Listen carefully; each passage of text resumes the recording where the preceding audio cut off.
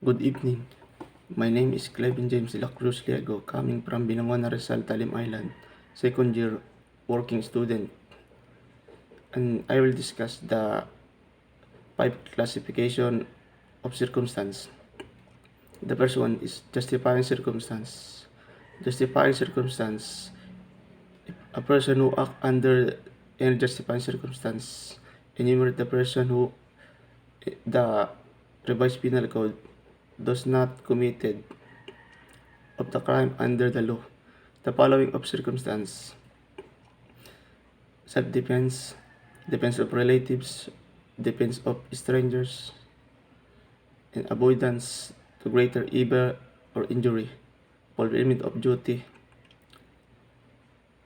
of law exercise, of right or office, avoidance in order issue, avoidance in order issue,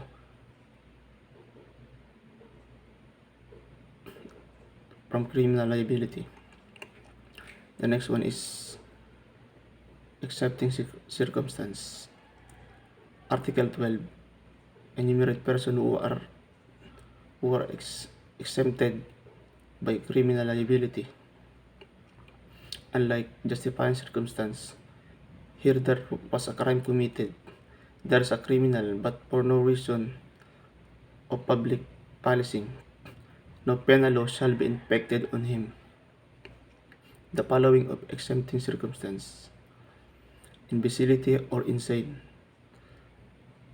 unless acting during lucid interval, minor 9 years of age, minor over 9 years, under 15 years, accident, irresistible force, and irresistible force, and uncontrollable pace, and by prevented by insuperable cause.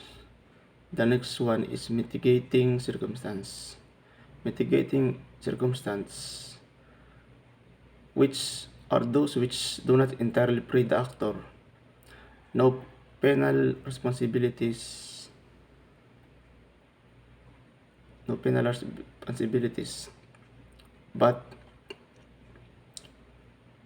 serve only lessen or reduce impossible crime. There are two classification of mitigating circumstance. The first one is ordinary mitigating, which it can be offset of aggravating circumstance, which if tends to reduce the penalty by period. The second one is privilege mitigating, which cannot be offset by any aggravating circumstance, which if present tend reduce the penalty degrees. The next one is aggravating circumstance. This circumstance, if present of the commission of the crime to serve increase the penalty impossible,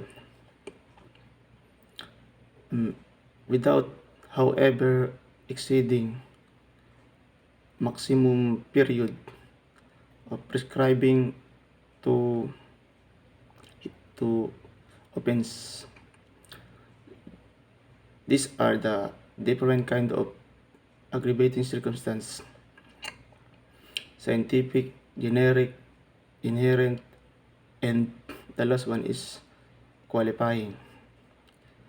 Aggravating circumstance are not provided the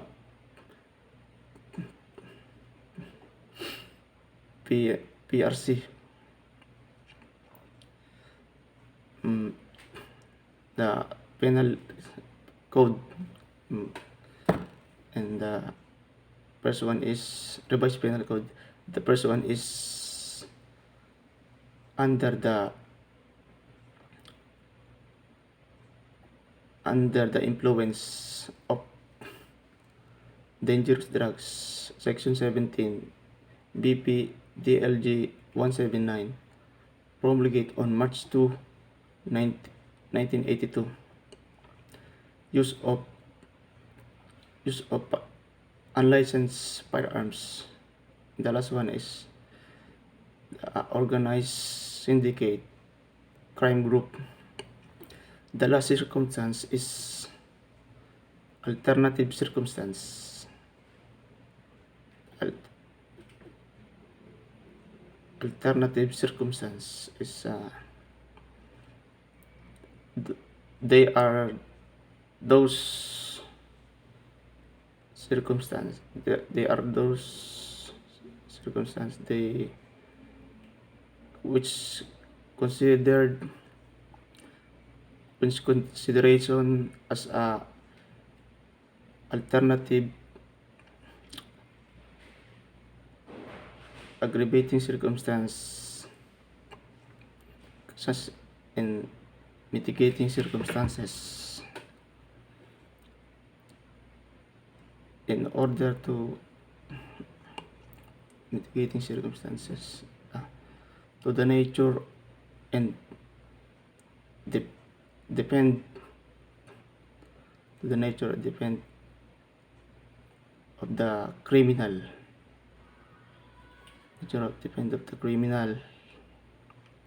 and of the condition attending its commission. The first one is